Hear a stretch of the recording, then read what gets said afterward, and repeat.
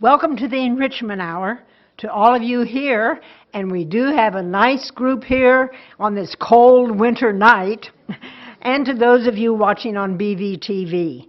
I'm Betsy Hall, representing the Enrichment Hour Committee.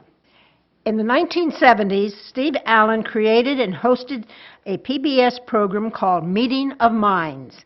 Each episode brought together important people from different historic periods for conversation about their lives, their work, and their take on issues in our day. Tonight, with the help of Bristol Stage Readers Theater, we will revisit one of those episodes. Thanks to Lynn Nasman for the idea, and to him, Sherry Sapienza, Maury Smith, Tom Laston, and Otto Zing for the program tonight. Also, our thanks to Sue Ehas for help with the costuming, and the Bristol Stage Sight and Sound crew of Jerry Flegel and Chris Dahlia for their good work. And now, I give you Steve Allen and his Meeting of Minds. Good evening. In the 13th century, the great poet of Florence, Dante Alighieri, created one of history's literary masterpieces, the Divine Comedy. At the beginning of that poem, Dante is met at the gates of hell by Virgil, the Latin poet. Subsequently, he meets also Cicero, Plato, Aristotle, and other persons who play important roles in history. So the idea of gathering great thinkers and important persons of the past is then very ancient, and yet it is an appealing vision for today. Wouldn't it be exciting if we could meet the flesh and blood Cleopatra and ask her questions about Julius Caesar? Wouldn't it be fascinating if we could discuss theology with Thomas Aquinas, or revolution with Thomas Paine, or the problems of 20th century America with Theodore Roosevelt? Well, by what magic I have no intention of revealing, we can do just that. So, ladies and gentlemen, it is my pleasure to present one of the great persons of American history. What a privilege it is to welcome tonight former President Theodore Roosevelt. Well, welcome. It's my great pleasure to welcome you here. Oh, it's my pleasure, sir. Please, have a seat over here.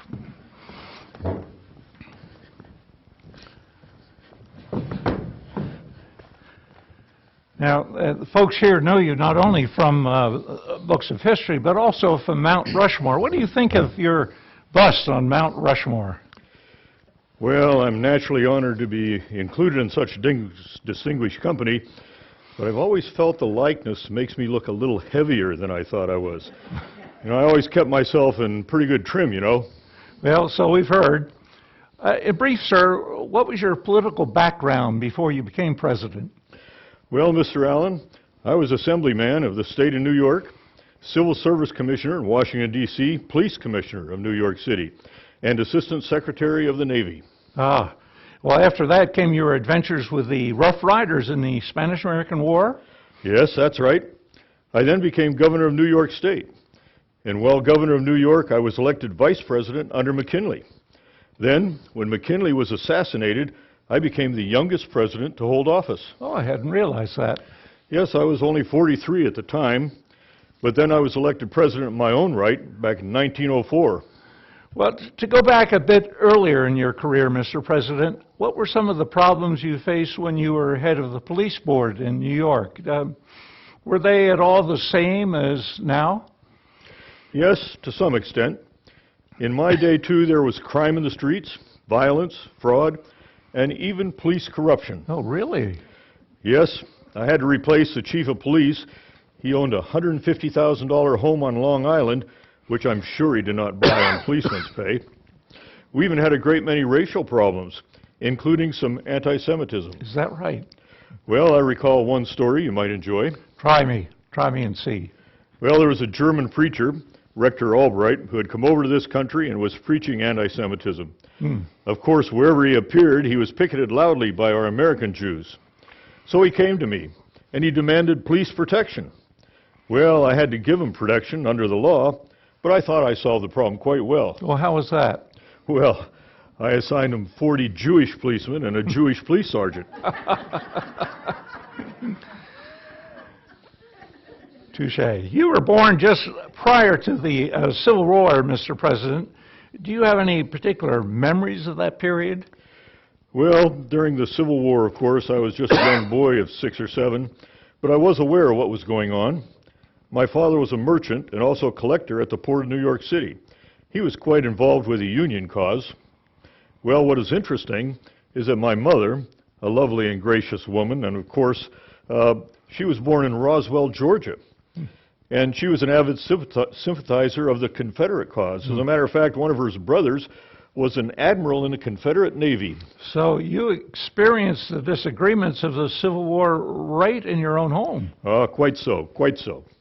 Now, during the Civil War, we lived on 20th Street in Lower Manhattan, and we had a balcony outside the second floor window. I remember one afternoon my mother hung the Confederate flag over the balcony railing, much to my father's embarrassment and much to the excitement of the shouting, fist-waving crowd below. She caused a near riot, but one must admit she had spirit. Well, in just a moment, Mr. President, we're going to bring out a very spirited lady, Queen Cleopatra of Egypt. I don't suppose she'll intimidate you. Goodness no, fascinating woman. I must ask her how she feels about the subject that all of you seem to be talking about today, women's liberation. Ah, well, how do you feel about it? Well, I've always thought that a woman should have the same rights as man, and in this country she must. Women in my day, you know, responded wonderfully to my progressive campaigns. Perhaps they have a more sensitive awareness of social injustice than men. Well, Mr. President, as a man, you were known for your own sensitivity about issues of injustice and for your political courage in addressing such matters.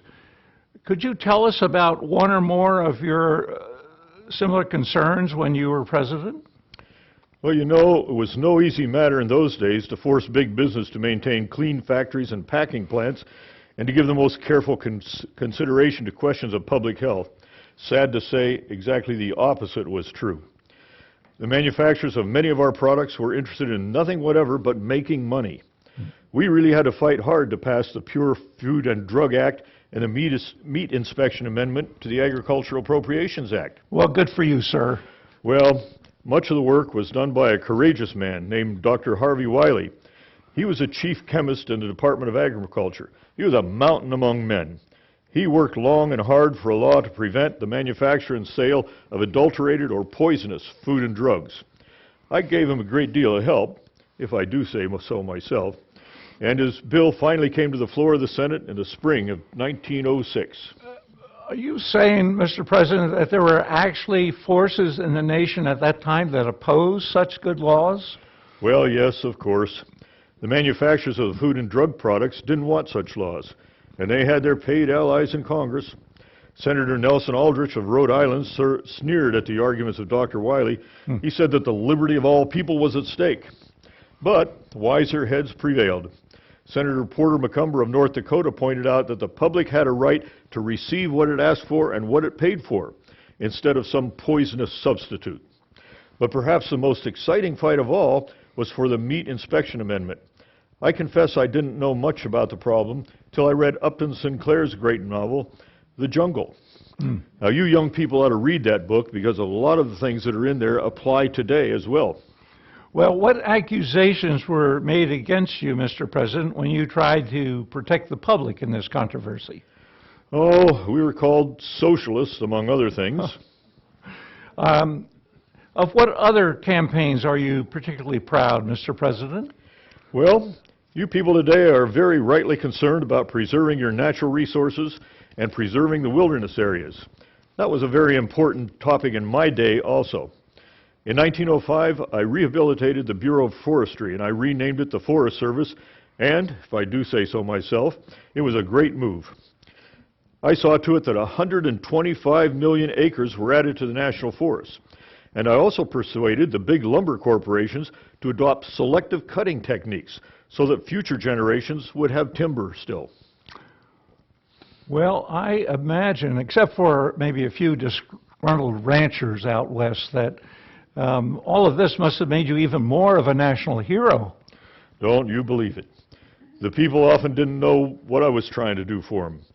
And their big interests and their lackeys in Congress responded with hysterical charges. All I was trying to do was preserve our country's national monuments, create new national forests, and that sort of thing. But of course, the real estate developers had their eyes on those lands, and they didn't like what I was doing. Well, from a moral point of view, Mr. Roosevelt, you would seem to have helped enact some of the most noble legislation ever seen on the American continent. The working man is entitled to social justice, but it often takes courageous statesmen such as you to secure it for them. Now, this is an election year, Mr. President, and the Republican Party seems to have a lot of candidates. Would you be interested in becoming one of those candidates? I mean, would you, if you could come back to Earth to stay, would you like to run for office again? Bully for that idea. I'd like very much to. It would give me the opportunity to complete some of the unfinished business that I started long ago. Well, thank you, Mr. President. Our next guest is one of the most remarkable women in all of history. She became Queen of Egypt 51 years before the birth of Christ, when she was only 18. She would have been considered unusual in any age because she was strikingly intelligent, so attractive that both Julius Caesar and Mark Antony fell in love with her. And yet she also had the instincts of a master politician. Certainly she's one of the most patriotic women in history. Her entire life was dedicated to increasing the power of her country and defending it against the threat posed by Rome. It's no wonder that she has fascinated Shakespeare, Shaw, and numerous other authors.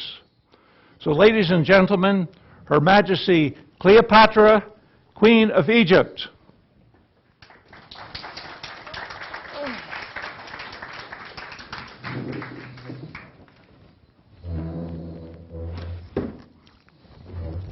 Well, Mr. President, Her Majesty has agreed to dispense with some of the formalities befitting her station. Yes, gentlemen, you may be seated.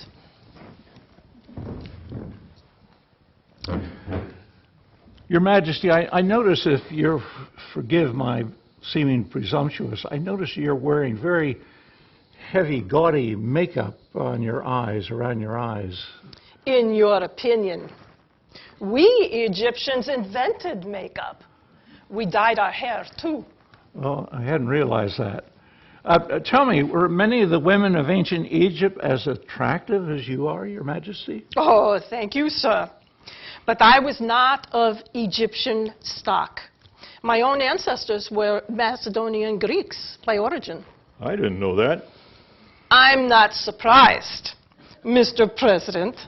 You Americans are notorious for your lack of interest in history. Uh-oh. I think there may be trouble between these two.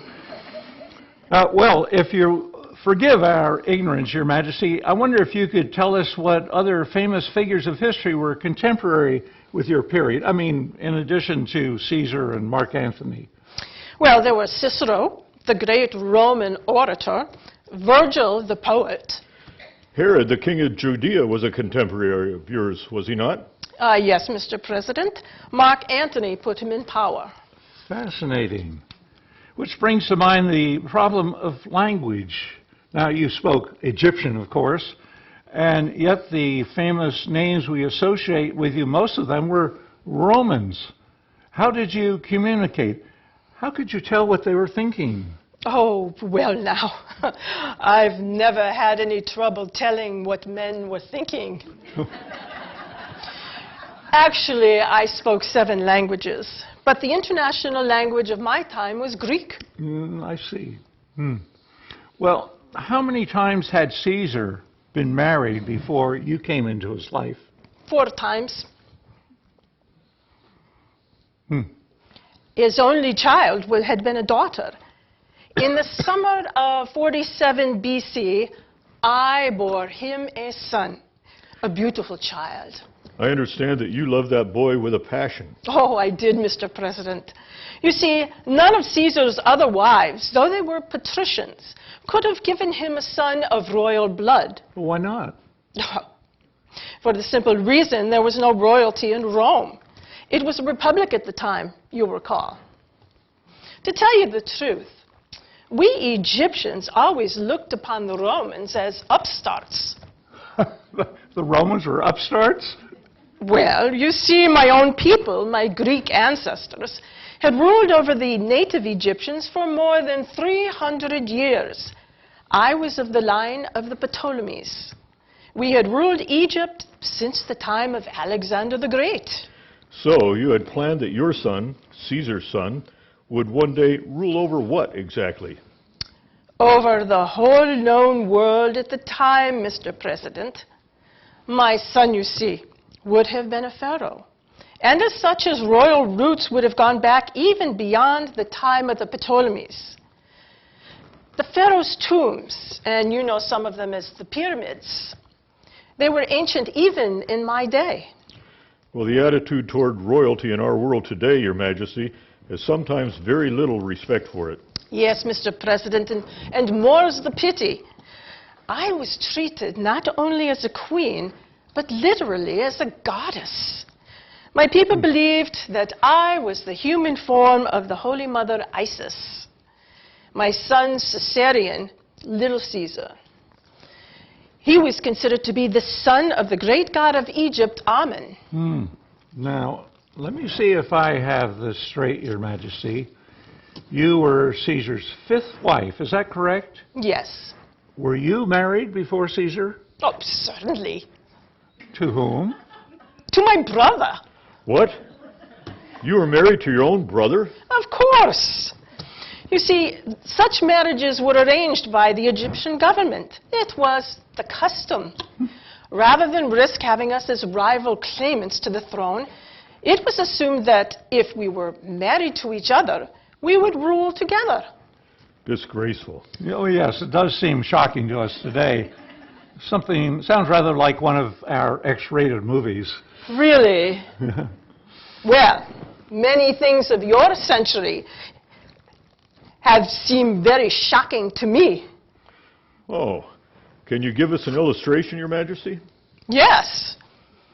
I think it was perfectly idiotic of you to have freed the slaves. What? There was never been a more efficient method of getting work done than slavery. Incredible. Do you think it would have been possible for my people to build the pyramids, one of the wonders of even the modern world, if we had to pay wages to all the hundreds and thousands of workers? Today, not only do you pay your workers, but you indulge in the even more asinine practice of permitting them to organize on their own behalf, so that their wages increase almost daily. Mark my words, gentlemen, you will eventually cause economic chaos in the Western world if you continue to permit the workers to act out of their own self-interest. Perhaps I better change the subject. So just how long did the Roman culture last? Only about 1,000 years. Only 1,000 years? Well, the civilization of Egypt, on the other hand, lasted as long as 5,000 years. I don't wish to downgrade the achievements of Rome. They were considerable. You might say that the Romans were the Americans of their day. And just what do you mean by that? Well, they didn't create a great deal, Mr. President. The Greeks, they were the true innovators in philosophy, mathematics, sculpture, architecture.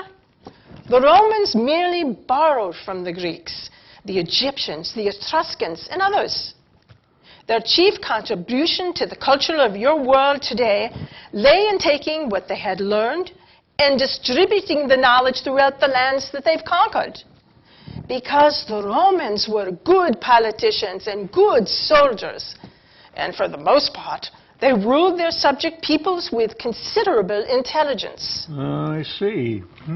Well, tell us, what kind of man was Julius Caesar? Caesar. Oh, there's no one like him in your time. Intellectually, he was remarkable. He was a great military commander, a skillful political manipulator, and he had a really good head for money. But he was an able author, too, as all of you know who have had to translate his commentaries in school. Omnia Gallia entre partes divisa est. All Gaul is divided into 3 parts. I went to Harvard, you know. When you and Caesar met, did he become interested in you right away? To use your modern expression, it was love at first sight. Was it love at first sight for you, too? Frankly, no. But as I've told you, he was a great man, and he was enormously attractive. But I confess that my interest in him was initially based on what he could do for my country. Well, can you tell us about the circumstances leading up to Caesar's death? Well, some of the members of the Roman Senate were jealous of Caesar because of his power. As you know, Cassius induced Brutus to take part in a conspiracy that was forming against Caesar. And on the Ides of March in 44 BC, he was stabbed to death when he entered a meeting of the Senate. Think of it, gentlemen. He had ruled the Roman Empire for only 6 months. Did he really say, et tu, Brute? You too, Brutus? Indeed. He'd always been very fond of Brutus, you see. Yeah, it was my own belief that Brutus, in fact, was his illegitimate son. I never knew that. I'm not surprised. Well, you told us a great deal about Caesar and his own greatness. If he was such a good man, a great man, it's still not clear why he was assassinated. Oh, Mr. Allen, that strikes me as a strange question coming from an American. Your nation, I understand, has in recent years seen 3 of its important men assassinated. Well, once Caesar was dead, I suppose you no longer had any reason to stay in Rome. Well, that's right. I took my small son and returned to Egypt. You see, when Caesar was killed, a great many things died. Among them, the dream of a world empire that Julius and I had shared. Well, thank you, Your Majesty. Our next guest is a truly unusual figure, even in this august company. He is regarded as one of the great philosophers of history, even though he thought of himself as a theologian. He lived in an age when faith itself was very powerful, and reason was held in lower regard. Perhaps because he took faith for granted and was influenced by the writings of Aristotle, he preached the power of reason. Although his philosophy, 6 centuries later in 1879, was proclaimed the official philosophy of the Catholic Church, believe it or not, in his own day, the 13th century, his views were regarded by many of his fellow churchmen as a terrible collection of heresies. So here is that dangerous radical of the 13th century, Father Thomas Aquinas. Good evening. We're privileged to welcome you here tonight, Father Thomas. It's my pleasure to address your audience tonight, Mr. Allen. Good heavens, what wonders would have been done in my day if I would have been able to address millions like we are tonight.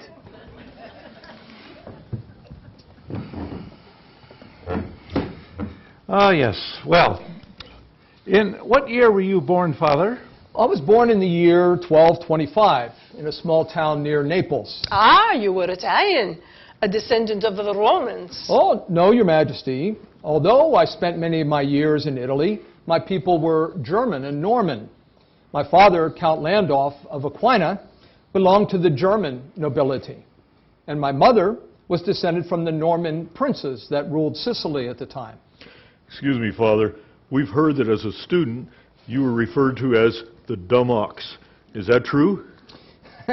I'm afraid it is, Mr. President. I didn't really recall being all that dumb, but from the very first I was rather slow and shall we say, quite methodical in trying to get a grasp of a subject.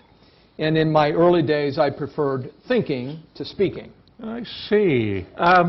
Where did you receive your early schooling? At the Abbey of Monte Cassino, Mr. Allen. At the age of 14, then I moved to the University of Naples. Was it a great university in those days? Oh yes, the intellectual climate was most stimulating. The philosophy of Aristotle was taught at the university, and the culture of ancient Greece was quite influential, as well as there were some Arabic and Hebraic influences. I suppose your family was really happy that you decided to become a priest at such an early age. No, on the contrary, they were quite horrified. Really? Yes, I never thought they would stop arguing with me. The situation became so serious that when I entered the Dominican order, my mother actually sent 2 of my brothers to kidnap me. Incredible. I was taken to our family castle at Rocaseca, and I was kept more or less a prisoner there for about a year. Incredible. But my mind was made up, and my family eventually released me. And I continued my education in Paris, and then I had the great good fortune to study under Albertus Magnus, Albert the Great. Her Majesty speaks fluent Latin. How did it come about, Father, that the combating of heresy was your particular task? Well, let's see. I would say that it was because there was a number of religious orders that came about at the time. Would you tell us about those? Well, I'd be glad to. For sure, there were, for example, the Benedictines, named after St. Benedict, who established monasteries across the face of Europe, in which the lamp of learning was kept very bright when it might otherwise have gone out. Then there were the Carthusians, who lived by a remarkably strict set of rules. Each Carthusian monk lived a life of poverty in a cell, fasted 3 days of each week on bread and water alone. And they wore painful hair shirts, and they spent literally all of their time in prayer, meditation, and manual labor. You mean they were slaves? Oh no, Your Majesty. But they lived like slaves. Yeah, but with one important distinction. The Carthusians decided to live such lives. Slaves had no choice. And then there was the Cistercian Order. By the middle of the 12th century, more than 300 Cistercian monasteries throughout Western Europe were receiving many converts to the faith. 300 monasteries. Yes, yes, 300. And then there were the Franciscans, the followers of Francis of Assisi. The Friars of St Francis were originally not just another kind of monk, but rather laymen who did not shut themselves up in monasteries, but spent much time preaching what today would be called the social gospel. Well, good for them. Yes, they did admirable social welfare work, along with their preaching and teaching of the faith. Like Francis himself, they sought to make the world a much better place in which to live. And then lastly, there was my order, the Dominicans. We were founded in the year 1215 by St. Dominic, a Castilian noble who lived at the time in southern France. The Dominicans took upon themselves the task of combating heresy. So hence, it was only natural then that I would specialize in that endeavor. I see. See, heresy, you see, must always be... What's going on back there? What's going on? I can wait no longer, sir. That would be our 4th guest, Thomas Paine, I believe. Excuse me.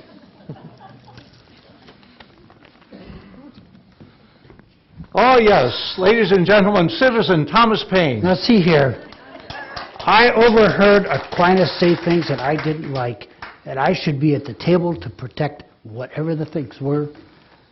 Well, Mr. Paine, if I may ask you some questions, would you have a seat?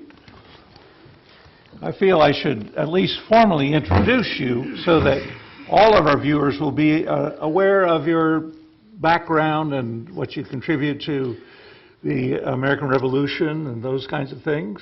Very well, sir. Say what you will. Gentlemen, Your Majesty. Thomas Paine was one of the truly heroic figures of the American Revolution, but because of his views on religion, many have disapproved of him, among them President Theodore Roosevelt. Mr. President, how did you describe Thomas Paine? I called him a dirty little atheist. Like so.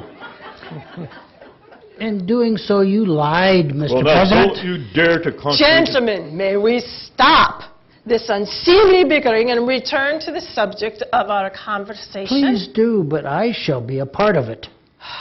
Very well. Against what philosophers of your period, Father, did you pitch yourself? Well, for a long time, I was concerned chiefly in combating the views of Averroes, Your Majesty.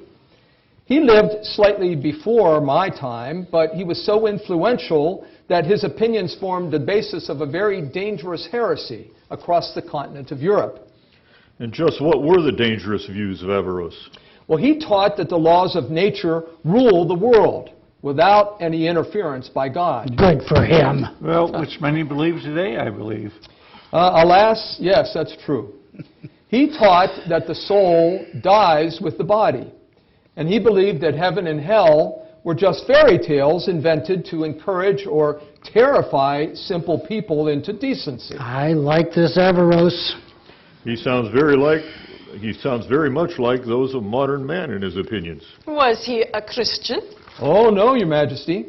He was the most influential philosopher of Islam, the religion of Muhammad. His home was Spain, which, as you might know, was ruled by the Moors of North Africa for several centuries. Well, just what kind of a man was he? As a physician, he was nothing short of brilliant. And for many years, his Encyclopedia of Medicine was used as a text in many schools and universities, simply because no Christian medical document could equal it. He contributed many important writings, not only in his commentary on Aristotle, but on logic, physics, theology, and astronomy. And for all of this, you despised him? Oh, never, Mr. Paine. I opposed only his views, and not all of them. But I should like to make a point here that modern man seems to have lost sight of. Which is? We must learn to respect our enemies first and foremost, because the law of Christian charity commands it. But even considered selfishly, for the very good reason that we can learn much from them. Now, this obviously does not mean that a man must agree with everything his opponent says, which in any event is impossible. But what it does mean is that we must not let anger motivate defense of our own views to the point where we lose sight of the wisdom that others can teach us. I maintain that I was able to sharpen my own intellect, such as it was, by honing it against some views that I could not accept. Oh, thank you, Father. Now, Mr. Paine. Before you put questions to me, Mr. Allen, if I may, I should like to address Brother Aquinas directly. Is that all right, Father? Well, it's not only all right, Mr. Allen, I'm sure that it's inevitable. Very well, Father. Tell me, would you assert that everything in your voluminous writing were correct? Well, certainly not, sir. Not everything. Well, then if you were not correct about everything, you must have been wrong about some things. And if you were mistaken in any instance, you may be mistaken in any other. Yes, Mr. Paine, that would follow. But would you argue, though, that I was mistaken about everything? Not everything, sir. I would not. Then, if I were not mistaken in all things, it follows that I must have been right about some. Perhaps it would have behooved you to try to ascertain those instances in which I was in the right. Splendid, Father. Now, can you give us an instant, Mr. Paine, in which St. Thomas was mistaken? I can indeed, sir. I have come prepared to do so. I wonder how many members of the learned doctor's own faith are aware that he disagreed with his predecessor, St. Augustine, on the subject of astrology. In what way? Well, Augustine believed that the stars had influence over nature, but denied that they had any effect on human life. Father Aquinas held that the stars could actually influence men's bodies and character. Is this true, Father? Yes, it is. I was, however, very careful to preserve the principle of free will. The stars do not force man to do anything. In any event, Aquinas, your own church now condemns you. It's because of the astrology is gross superstition. You, therefore, were guilty of heresy. It's quite pleasant to hear, Mr. Paine, that you agree with my church about something. In your Summa Theologica here, Father, in Volume 2 on the subject of the possible existence of planets other than your own Earth, you say, quote, "It is not possible for there to be another Earth than this, because every Earth would naturally be carried to the central one, wherever it was." Is that a glaring enough error for you, Mr. President? I concede the error, Mr. Paine. Oh, I find all this talk about abstract matters a frightful bore. Come now, Father, let's talk about more practical things. Such as? Well, what were your views on womankind? Oh, dear me.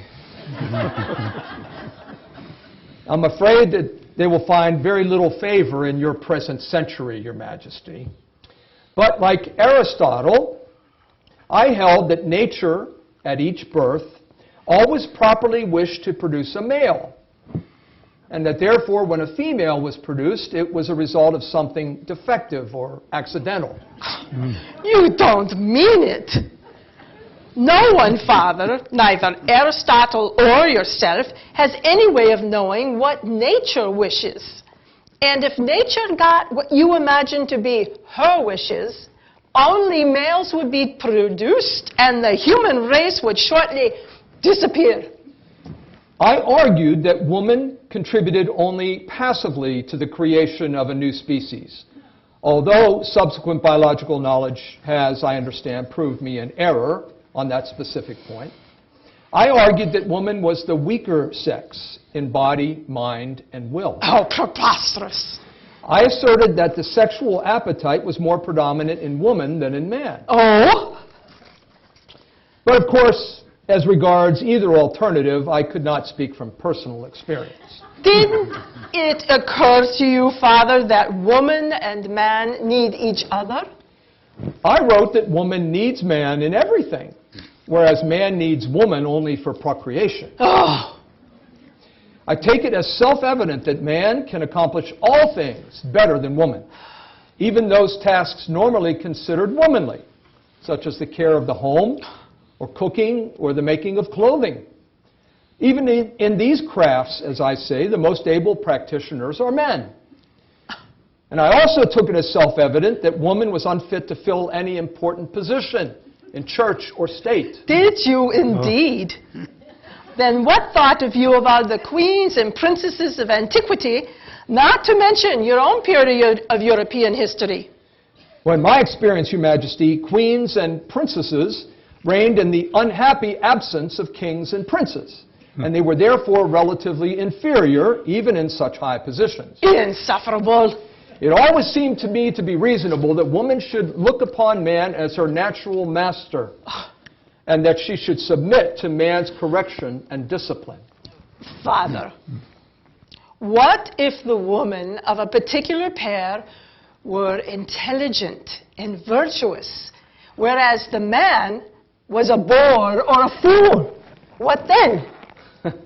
Well, I wrote, Your Majesty, of things as they should be, rather than as they sometimes are. Aha! And again, I never claimed that I had infallibility for myself. It belongs only to the popes. And history has shown that some of my errors and oversights were formidable. Such as? Well, I did not foresee, for example, that the Church would one day adopt the doctrine of the Immaculate Conception of the Virgin Mary, which specifies that she was born free from the taint of original sin, which stains the souls of all other humans. You also did not anticipate the doctrine of the infallibility of popes, Father. Quite right. Well, if you and I have little to agree upon on that ground, Father, perhaps we might see more eye to eye in regard to political interests. I'm inclined to doubt it, Your Majesty. It was always my view that society and the state exist for the individual, not that the individual exists for the state. You don't mean that. Well, you naturally would feel otherwise. And sad to say, I observe that there are many in the present moment who feel that the rights of the individual are properly subservient to those of the state. Sovereignty, though it comes from God, is vested in the people. Now, as a practical matter, it may be inconvenient for the masses to try to wield political power, so therefore they generally delegate their sovereignty to some leader or group of overseers. You mean royalty? Perhaps, but I could never see the legitimacy of purely hereditary rights to the throne, if Your Majesty will forgive me, except in those instances when such succession was approved by the subject people. Which would you prefer, Father? Democracy, aristocracy, or monarchy? Well, each can be good, Mr. President, but only if the laws are good and well administered by wise leadership. Perhaps some form of a constitutional monarchy is best, in which, on the one hand, the people are able to depend on the strength of a single wise ruler, but on the other hand, a written constitution guarantees the rights of the people. The Constitution will be able to tempt the person in power from assuming too much power. The Constitution will prevent that and preserve the rights of the people. I must say, Father, that your views are more modern than I might have expected. I'm not certain, Mr. President, that to be called modern in this present age is entirely a compliment. Well, what about economics, Father? Did you concern yourself with that? Well, only so far as it gave rise to moral questions, Mr. President. I did maintain that it is the right of the community, of people through their rulers, to regulate agriculture, industry, or trade for the benefit of the many. Bully for you. And I believe it is also morally proper for a community to establish just prices, lest those who have near total control over goods and services should charge more for them than they are honestly worth. I'm gratified, sir, but greatly surprised. If you were living in the present moment, your views on that particular point would bring you under bitter attack from some quarters. Oh, I was quite accustomed to that experience in my own day, I assure you, sir. Tell me, Father, do you favor progressive reform such as advocated by my friend Roosevelt here, or my own more revolutionary ideas? Well, each has its own proper place and time, as does the conservative bias in preserving order and social continuity. But, Mr. Paine, you and I might both be described as dangerous revolutionaries. Oh, in fact, it saddens me that you were never able to perceive the truly revolutionary essence of the Christian message. how's that? Well, if I were to ask you who said that a small number of very rich men have been able to lay upon the masses of the poor a yoke little better than slavery itself, who would you think might have made such a statement? Well, Karl Marx or one of the other socialist philosophers. No, sir. No, sir. The speaker was Pope Leo XIII. And Christ himself told us that it is easier for a camel to pass through the eye of a needle than for a rich man to get into heaven. So, although I concede that the power and the authority of the church have often been misused by the powerful for their own ends, the essential message of Christianity is still profoundly revolutionary. You, Mr. Paine, are considered one of the great dissenters of American and European history.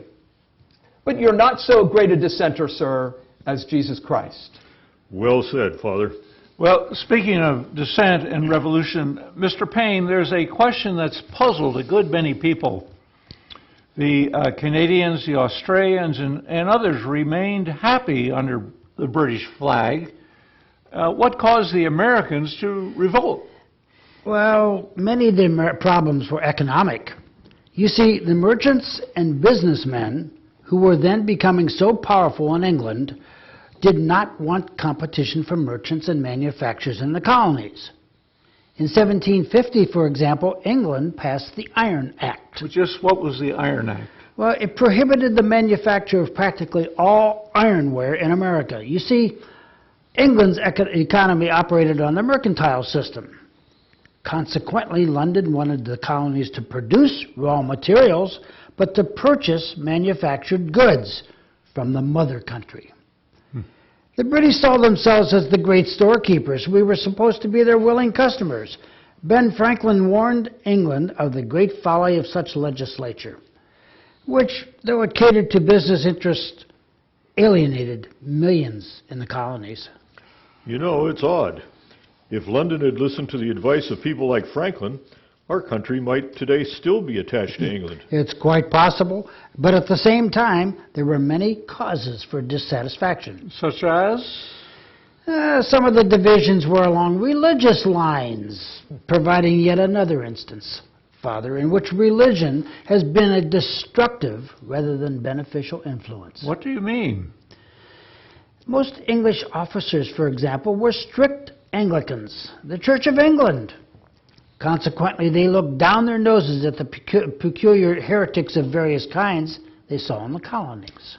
Well, now, Mr. Paine, before we go much further into the subject of the American Revolution, in which you played so important a role, would you mind if I ask you a few personal questions? I would be disappointed if you did not, sir. You were born in England, weren't you? Yes, in Thetford, Norfolk, in 1737. And what did your people do? My father was by philosophy a Quaker, by trade a corset maker. Well, how were you educated? With great difficulty, sir. For a time I attended the charity school. Since my people were poor, they could afford to give me little formal education. I began to work as a corset maker at the age of 13 for the miserable wages that then prevailed. In what other fields did you work? Oh, I tried my hand as a sailor, a cobbler, a school teacher, a tax collector. It was in this last capacity that I became interested in political affairs. So how did you get to America? I came when I was 38 in 1774. You mean you got here only 2 years before the events of 1776? Yes, but I had the extreme good fortune of meeting Benjamin Franklin, to whom I not only had, but the entire civilized world would always be owed a deep debt of gratitude. Hear, hear. Since I could see little productive future for myself in England, I wanted very much so to immigrate to America. Franklin was kind enough to give me a letter of introduction to his son-in-law, Richard Bass, who was helpful in getting me some work as a tutor.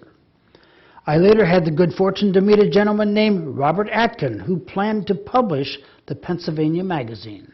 Well, you had done a good bit of writing in England, hadn't you? Yes, but nothing of mine had ever been published.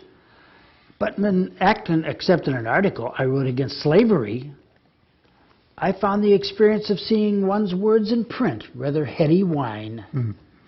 I suppose it doesn't sound very progressive or radical today to be against slavery, but 200 years ago the situation was quite different, wasn't it? Very much so, Mr. Allen. It is extremely important to understand that slavery was not just an offense committed by a few cruel plantation owners or overseers. No, most of the pillars of society of that day were quite prepared to accept slavery. Indeed, a number of my illustrious colleagues of the revolutionary struggle, Washington and Jefferson, to name but two, themselves held slaves on their plantation. And why not? Because it seemed to me that if the principles of independence and freedom were valid for all mankind, the population, then they ought to be applied to the enslaved Negro as well. By the way, let me ask you something, Mr. Allen. Just before the Revolutionary War, what percentage of the population of South Carolina do you think were slaves? I don't know, 5%? The answer, sir, is 68%. 68%? Yes, more than two-thirds of the people in that state were slaves. In Virginia, Negro slaves made up almost half the population. As regards the treatment accorded to these slaves who merely did what any white man would, or ought to do in the circumstances, which is to say, rise up to free yourselves, well, out of deference to Her Majesty and the tender sensibilities of many watching this discussion, I shall not describe the autocracies which were inflicted. But I do refer to your libraries, where you may be edified by learning about slave revolt, which took place in 1712 in New York, and a similar revolt which occurred in 1741. I will say only that not since the killing of witches in Salem, Massachusetts, had such savagery been perpetrated among people incapable of defending themselves. Well, now, Mr. Paine, there are always a few irresponsible criminals. Oh, no, sir. I'm not talking about irresponsible acts committed in a thoughtless moment of passion and later repented of. No, indeed. The atrocities to which I refer to were inflicted by the ruling powers with the full cooperation of the law, especially of the Church as well. Tragic. Indeed, tragic. And you, sir, might be interested to know the religious affiliation of those who committed such terrible crimes. There is no defense for it, Mr. Paine. Oh, come, Mr. Paine. Americans didn't invent slavery. All the nations of my day resorted to it. Indeed, Your Majesty, it's just one more crime for which mankind must hold royalty responsible. Was there no kind words said on behalf of the slaves in the colonies, Mr. Paine? Oh, yes, Mr. Roosevelt, but only by a minority. The only effective opposition to slavery was made by my father's people, the Quakers. Oh, the Germans of Pennsylvania were also helpful, but the Quakers were a century ahead of their time in this regard, as it seems they often are. These are painful things to contemplate. Yes, Mr. Paine. Are you sure that anything is to be gained by forcing the people to face such realities? Father, you and Roosevelt are Christians. I assume, therefore, that you are guided by the admonition that you shall know the truth, and the truth shall make you free. Why, I was opposed to organized religion. I never claimed it was all folly. And one of the wise precepts of all faith is that a man's moral condition is utterly hopeless, as so long as he believes he is virtuous, when in fact he is not. You cannot possibly be forgiven for a sin if you do not even admit that you have committed it. The first step towards self-improvement, therefore, must be to concede that an evil deed has been done. This is something to be pondered not only by every man, but by every society, for there is none that is without fault. I understand that among your other advanced ideas, Mr. Paine, was that of international arbitration. Yes, and if I may say so, I was the first to advocate that nations ought to resort to arbitration, just as individuals and other groups feel obliged to do so. I was also the first to expose the absurdity and criminality of dueling, a savage and foolish practice. I was the first to suggest more reasonable ideas of marriage and divorce. And I was the first... Were you ever married yourself, Mr. Paine? Twice, Your Majesty. My first wife died in childbirth. And from my second, I was honorably separated. Divorce, you see, was in that day impossible under British law. How quaint. What did you think of marriage, Mr. Paine? Marriage, Mr. President?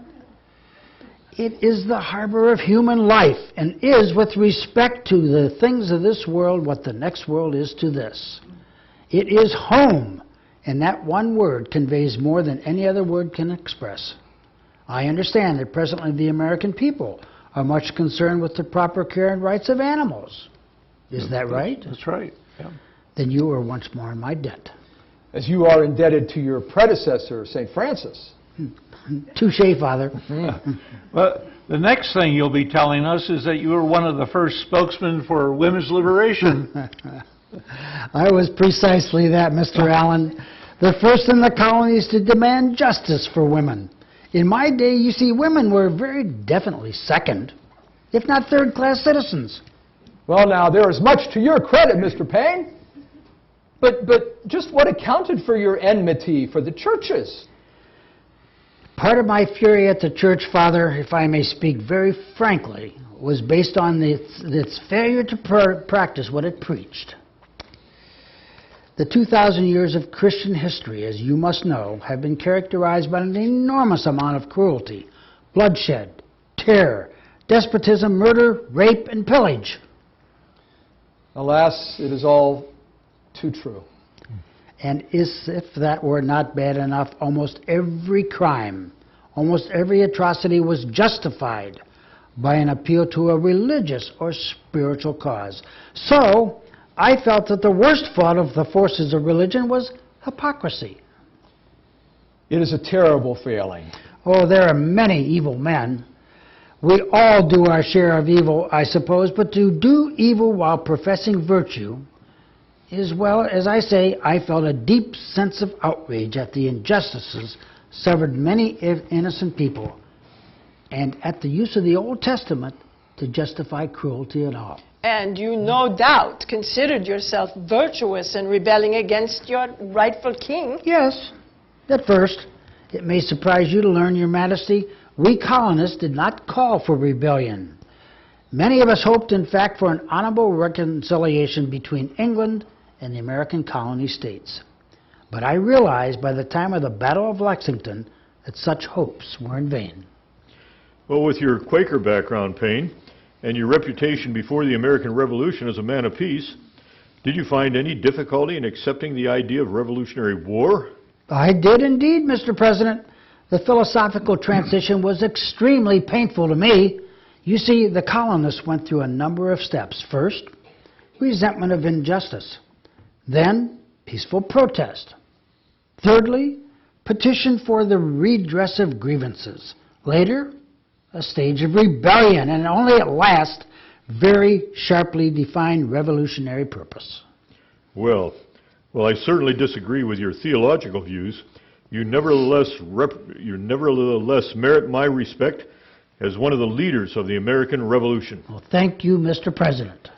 So how does the American situation today appear to you, Mr. Paine? Well, you don't seem to appreciate what you have. Perhaps because you know so little about the tragic sufferings of common people in ages past. I think one of the saddest things about this country today is the general lack of interest in history. Now, that is true, Mr. Paine. It is no wonder that so few of you understand what is going on in the present when you have paid so little attention to the past.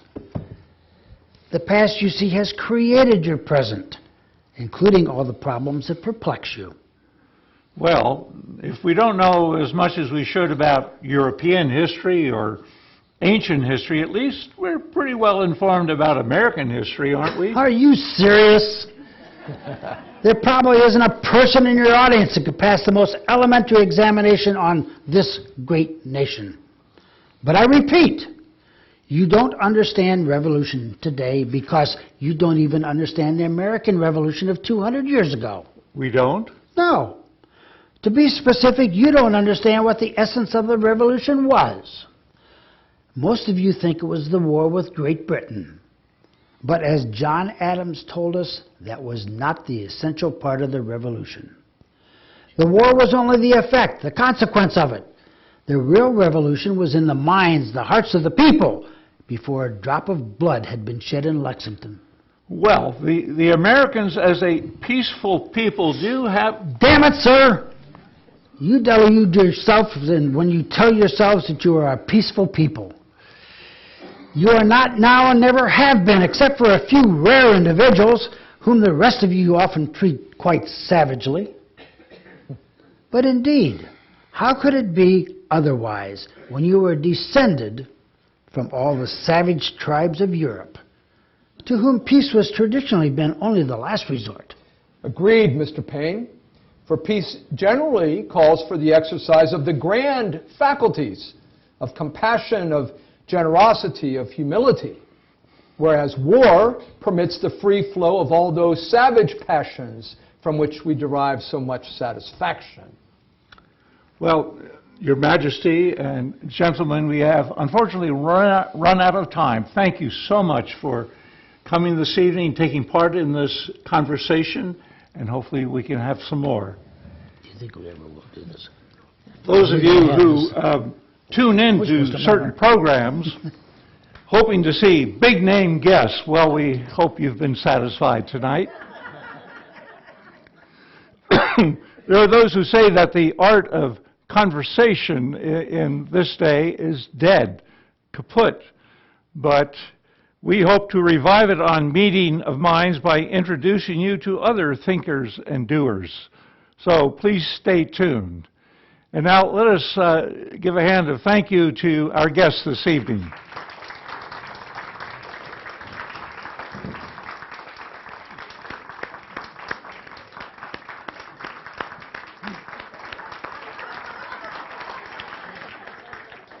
Thank you and good night.